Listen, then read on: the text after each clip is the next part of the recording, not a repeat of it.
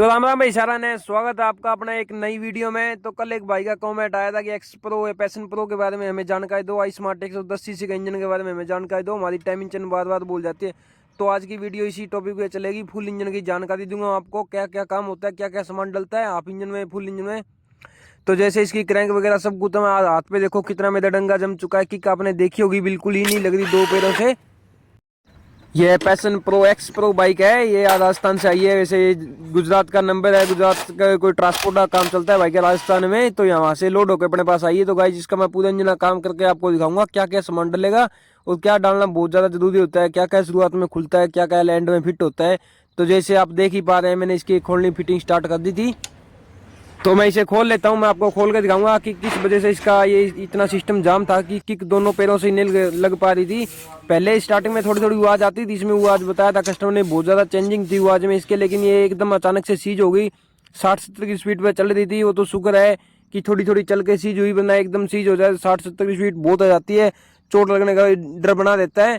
तो मैं इसको खोल लेता हूँ। जैसा मैंने इसके पिस्टन बाहर निकाला था, तो गाइज इसका पिस्टन तो सीज नहीं था।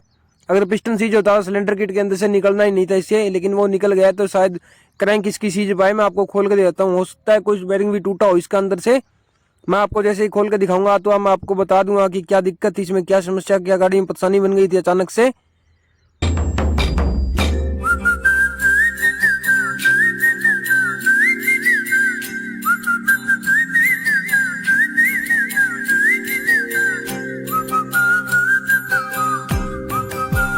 जैसा आपने देखा था कि मैंने 2-3 नटों के बहुत ज्यादा थोड़े से चोट मारी थी। कुछ होते हैं लातों के भूत जो बातों से मानते नहीं, ये 2 नट तो बहुत चोट मार के खोलने के बावजूद ही खुलते हैं। जैसा आपने भी मेरे उंगली पर कचरा देखा था, ये ऑयल पंप करा दी बिल्कुल ही खत्म हो चुकी है। कुछ तो इसका भी सीन है इसके इंजन को खत्म करने में, क्योंकि जब ऑयल पंप करा दी खत्म हो जाती है तो मोबिल पास नहीं होता है। जाली देखो आप कितनी चौक हो चुकी है इसकी, इसने मुझे लगता है कभी खोल के साफ कराई नहीं थी, इसी वजह से इसका इंजन सीज हो गया। गाइस जाली खोल के साफ करा लेनी चाहिए कि मोबिल चलता रहता है। अगर ये जाली साफ नहीं होगी तो मोबिल रुक जाता है एक जगह पे, ऑयल पंप काम करना छोड़ देता है, तो इंजन खत्म होने के बहुत ज्यादा चांस बने रहते हैं इस चीज से। तो जैसा आपने देखा होगा कि कुछ वीडियो के शॉटों में कि दुकानें अभी तक बंद पड़ी है। मैं सुबह बहुत जल्दी आ गया था, एक कालिया दोस्त आया था मेरा, उसने मेरी इंजन नीचे उतारने में मदद की थी। क्योंकि गाइज कुछ ये देखो गाइज, ये बिल्कुल ही बेरिंग खत्म हो चुका है, जंग लग चुका है। इसके जंग लगने आए के कारण था कि पतली साइड से पानी आता गया, वो सील बहुत ज्यादा लीक थी, इसी वजह से के अंदर पानी भी एंट्री कर गया। ये देखो क्रैंक की रोड जो किक जाम थी वो इस वजह से थी, आपने मैंने जूम करके भी दिखाया है। ये बिल्कुल ही खत्म हो चुकी है, इसके अंदर छड़ा बेरिंग होता है वो खत्म हो चुका है, बिल्कुल ही डेड, यानी कि खत्म करेंगे इसकी बिल्कुल ही खत्म है। असेंबली नेट लगी, दोनों साइड बेरिंग खत्म है। कचरा देखो, मैं धो रहा था वो कितना कचरा निकला इसमें चैमरों में। ये सारा क्रैंक का अड़ंगा है, देखो बहुत ज्यादा है। ये साफ नहीं करूंगा तो इंजन फिर से खत्म हो जाएगा, क्योंकि लोहा लोहे के काटता है। इसी वजह से मैं इसको अच्छे से धोऊंगा। जैसा आप देख पा रहे हैं, मैंने इसको बिल्कुल ही अच्छे से धो लिया है। ये हेड होता है, हेड के दोनों गाइज वाल मैंने हीरो कंपनी के नेट लाए। इसके वाल बहुत महंगे आते हैं, इसके वाल 650 रुपये के आसपास आए हैं, क्योंकि इसके हैवी वाल होते हैं। हैवी गाड़ी का 110 सीसी इंजन होता ही है। जैसे मैंने आप देख पा रहे हैं, मैं सुबह सुबह बहुत जल्दी आया हूँ। अगले दिन, पिछले दिन तो मैं जल्दी आया था, लेकिन मैं अगले दिन भी जल्दी आया हूँ, क्योंकि दिन में परेशान करने वाले बहुत आते हैं। कोई चैन टाइट कर दे, कोई सर्विस कर दे, कोई अटरम पटरम छोटे छोटे काम गाइस बहुत हो जाते हैं दिन में मैकेनिक भाई को। तो इसी वजह से मैं इसकी सफाई कर रहा हूँ। ये 6000 की बेरिंग धो रहा हूँ मैं। ये बेरिंग बहुत ज्यादा धोना बहुत जरूरी होता है। जैसा मैंने आपको जूम करके दिखाया था पहले कि वो एक बेरिंग जंग लग चुका है, अंदर से खराब हो चुका है, तो वो मैं टाटा कंपनी का लेके आऊंगा। टाटा कंपनी अपने आपको पता है अपने इंडिया में नहीं एशिया में बहुत फेमस कंपनी है, अपने आप में बहुत जबरदस्त बेरिंग बनाती है। लोहे का सामान सबसे बढ़िया आता है इस कंपनी का, तो मैं टाटा का बेरिंग यूज करता हूँ भाई। ये नोटल पत्ती निकालने के बाद टाटा का बेरिंग फिट कर ही दिया था मैंने। तो जैसा आपने देखा था कि मैंने इसकी नोटल पत्ती डाल रहा हूँ मैं, तो ये गैस सिलेक्टर होता है, इसके गैस गुल्ला होता है, ये 2 गैस सिलेक्टर लगे होते हैं, दोनों इसके ठीक थे, एकदम ओके था। इसका सेकंड गियर खराब था, वो मैं आपको डाल के दिखाऊंगा कैसे डलेगा, क्यों डालना चाहिए, कौन सी किस वजह से सेकंड गियर ज्यादा कटता है, ये मैं आपको बताऊंगा। तो एक एक करके वासल मैंने फिट कर दी थी इसकी। कुछ मैकेनिक भाइयों को नहीं पता होता है कि कैसे फिट होती है, वो लोग गियर बक्से खोलते नहीं है, ना तो वो किक की टाइमिंग छेड़ते हैं, ना कोई बात, वो सीधा धो के इसको रख देता है, बगैर धोए रख देते हैं। क्योंकि कुछ लोग होते हैं जो अनजान होते हैं, अपने आप से अपने काम से ही अनजान होते हैं। तो इसका सेकंड गियर मैंने डाल ही दिया था, हीरो का जेनवन मंगाया था मैंने कस्टमर से। वो कस्टमर से नहीं मैं लेके आया था, कस्टमर तो चला गया छोड़ के, इसको 3 दिन हो गए मेरे पास खड़ी को। सेकंड गियर खत्म होने का ये रीजन होता है क्योंकि आज ज्यादा सेकंड गियर में बाइक चलती है, लोकल एरिया में सेकंड गियर में चलानी पड़ती है। जैसे हिसार में ज्यादा ट्रैफिक होती है, बड़ी बड़ी सिटियों में बहुत ट्रैफिक होती है, तो कुछ जो अनजान होते हैं जिन्हें चलानी भी नहीं आती, वो भी सेकंड में पुल वगैरह के ऊपर चढ़ाते हैं, तो इसी वजह से सेकंड गियर ज़्यादा यूज होने के कारण ज़्यादा जल्दी कट जाता है। बाकी इसके गियर सभी ठीक थे, गियर सेलेक्टर भी ठीक ही था इसका।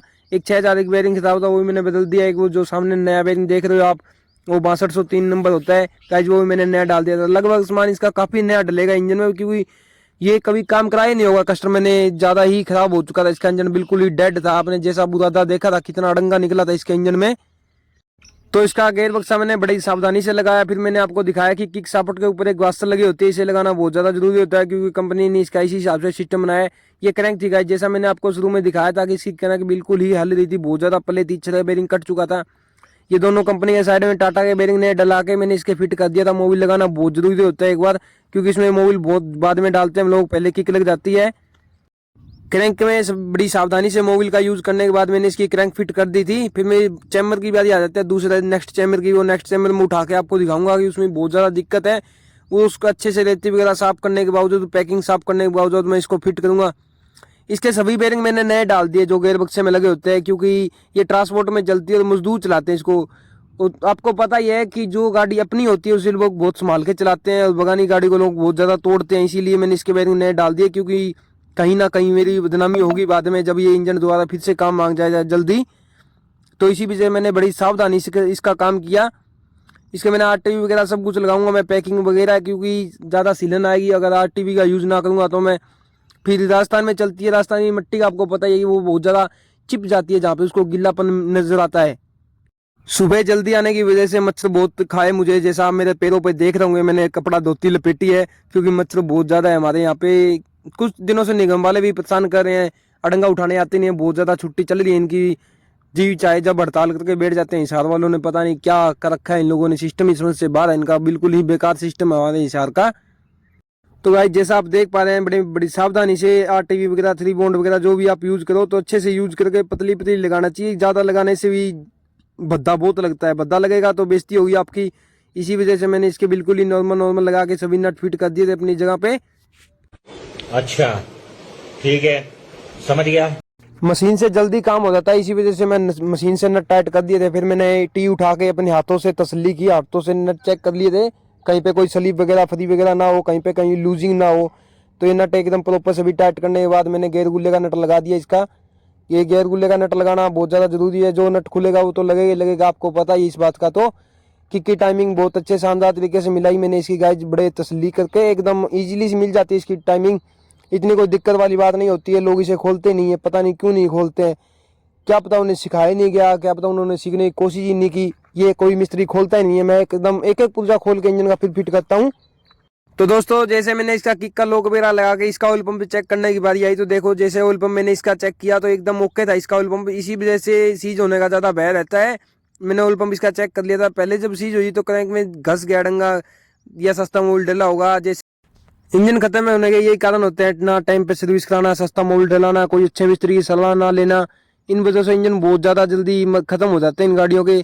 बाकी एक्स प्रो, पैशन प्रो, आई स्मार्ट 110 सीसी, इन गाड़ियों में इंजन कामयाबी नहीं है। टाइमिंग की तो इनके बहुत ज़्यादा समस्या रहती है, हर तीसरे दूसरे दिन टाइमिंग चेंज इनकी आवाज़ करी जाती है। नई डाल दो, चाहे किसी कंपनी डाल दो, चाहे जापान की डाल दो, चाहे हीरो की डाल दो, कोई भी कंपनी अदरवाइज डाल दो, लेकिन इनमें दिक्कत आती आती है। बहुत ज़्यादा टेक्नोलॉजी, फेल टेक्नोलॉजी है इसका टाइमिंग चेंज के बारे में। तो स्टार वास्टर लगाने के बाद, गहरे पत्ती लगाने के बाद मैंने इसके गेयर चेक किए गाइस। एकदम गेयर चेक करना बहुत ज़्यादा जरूरी होता है कि कोई समस्या आ जाए तो वापस खोलना नहीं पड़ेगा, इस वजह से पहले ही चेक कर लो। बड़ा इसी तरीके से, बड़े आसान तरीके से चेक हो जाते हैं। एक अंगूठे की मदद से एक साइड से इसको गाड़ी को घुमाना है, दूसरे साइड से चेक हो जाता है। तो जैसा आप देख पा रहे हैं, मैंने इसका क्लच कटोरा लगा दिया था। इसके क्लच कटोरे की रबड़ होती है, जिसकी रबड़ ठीक थी, कई बार रबड़ खराब हो जाती है, इस वजह से क्लच बहुत ज़्यादा झटके लेने लग जाती है बाइक। जब भी क्लच छोड़े कड़क जैसी आवाज़ आती है, या पहले गियर में बंद हो जाती है, तो यही रीज़न होते हैं इसमें। ये इसी वजह से मैंने इसका कल्चर पूरा चेक किया था, ठीक था।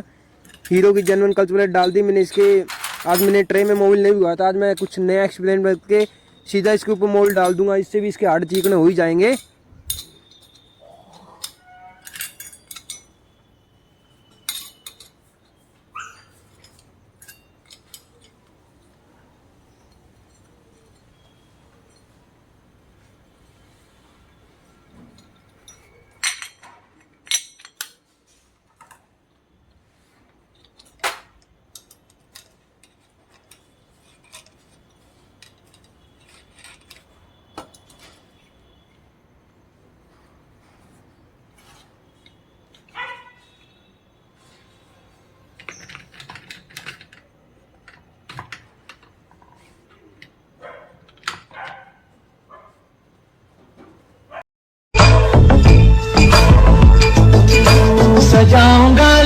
पर भी तेरे बदन की डाली टूट लहू जिगर का दूंगा हंसी लबों की लाली।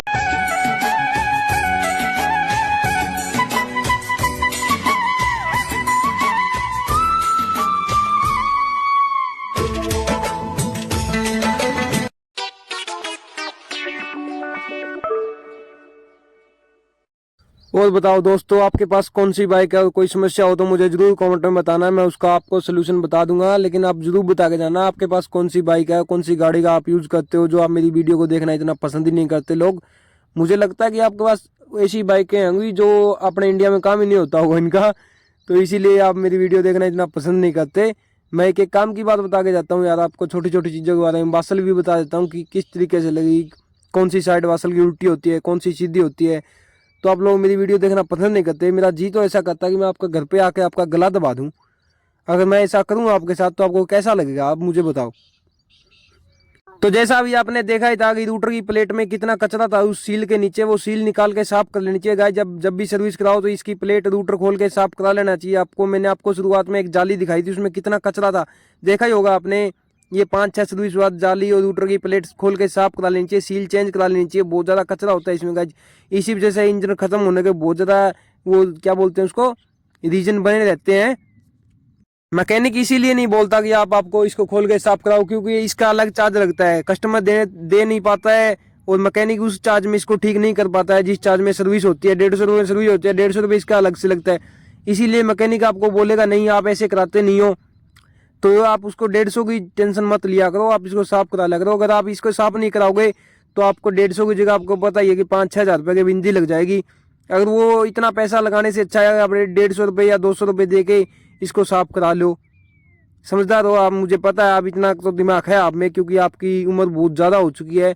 आपने देखा ही होगा पहले इसमें कितना कचरा था, मैंने इसको एकदम अच्छे से क्लीन कर दिया जैसे नया होता है। ये बिल्कुल अच्छे से अंदर से धो दिया मैंने इसको, अंदर से नहीं, मैंने इसको बाहर से भी धो दिया है, बिल्कुल ही सुथरा निकाल दिया इसको, एकदम अच्छे से काम किया है गाइज मैंने इस गाड़ी का। क्योंकि ये बहुत दूर से चला के आई है, राजस्थान बहुत नज़दीक नहीं है हमारे हिसाब के, राजस्थान चूरू से आई है, बहुत ज़्यादा दूर है। तो इतनी दूर से विश्वास पे गाड़ी आई है, तो विश्वास पे काम करके देना तो इसका मैंने कल टापा फिट कर ही दिया था, बड़ी सावधानी से सारे नट बराबर करके लगा ही दिए थे गाइस। शुरुआत में तो 2 नट लगाने में दिक्कत आई, क्योंकि वो चैम्बर के बीच में जो पैकिंग होती है वो इसके बीच में अड़ चुकी थी, वो सही से फिट नहीं हुई थी। फिर मैंने थोड़ा सा धक्का दिया तो उसको वो पैकिंग थोड़ी सी हट गई साइड में, इसी वजह से एकदम कल टापा भी इसका बढ़िया आसानी से फिट हो गया था।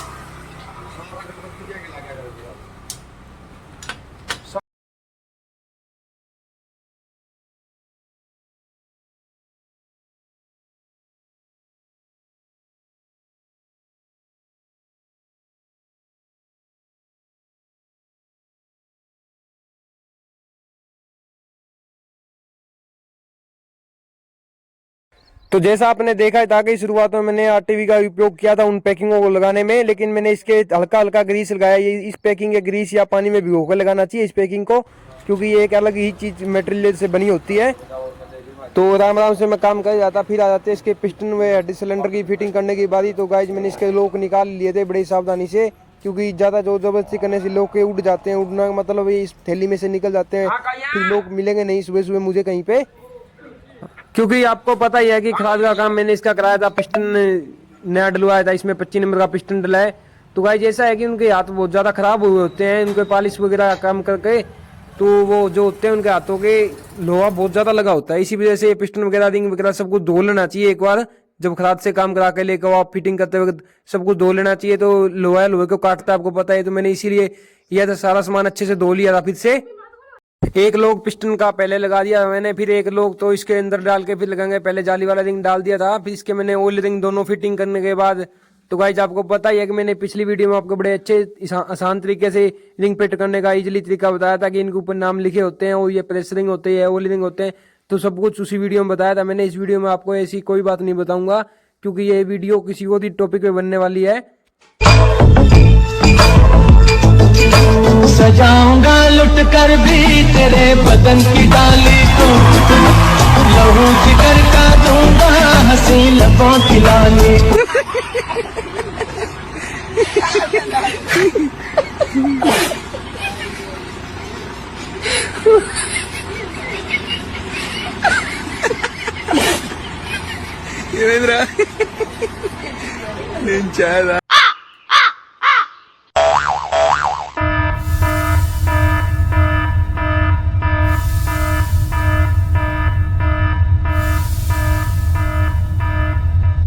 तो फिर मैंने इसके पिस्टन पे हल्का हल्का मोबिल लगा दिया था क्योंकि मोबिल लगाना बहुत जरूरी होता है, क्योंकि मोबिल लगाने के बाद पिस्टन आराम से रिंग आराम से सही सेट हो जाते हैं, इसमें आराम से डल जाते हैं, घर्षण वगैरह नहीं होती है, तो बड़े इजीली तरीके से फिट हो जाते हैं। तो दोस्तों जैसा आपने देखा ही था, मैंने इसका पिस्टन तो फिट कर ही दिया। सिलेंडर किट में डालने के बाद मैं इसकी टाइमिंग को चेक कर लेता हूँ एक बार, भाई सही बराबर में लेवल में आ गया क्या। कई बार क्या होता है पिस्टन का या क्रैंक रोड का साइज छोटा बड़ा हो जाता है, वो खरा दिया गलती से, तो इसीलिए मैंने सब कुछ चेक किया तो इसका एकदम ओके था। फालतू मोबिल मैंने कपड़े से साफ कर दिया था। फिर हेड तो मैं इसका कल ही फिट कर गया था क्योंकि आज सुबह थोड़ा जल्दी आया था मैं, कल थोड़ा शाम को फ्री था, इसी वजह से मैं इसका हेड कल शाम को फिट कर गया था। मैंने हेड की साइड प्लेट लगा दी, इसकी पैकिंग चेंज नहीं की क्योंकि पैकिंग वो ठीक पड़ी थी। जेन्युइन पैकिंग एक देसी पैकिंग में फर्क होता है, इसीलिए जो चीज़ ठीक होती है मैं वो चला देता हूँ क्योंकि वो चीज़ ठीक थी, एकदम ओके थी उसकी पैकिंग, इसीलिए मैंने उसके थोड़ी सी 3 बोल्ट लगा के वो मैंने फिट कर दी थी, एकदम ओके फिटिंग हो गई थी उसकी।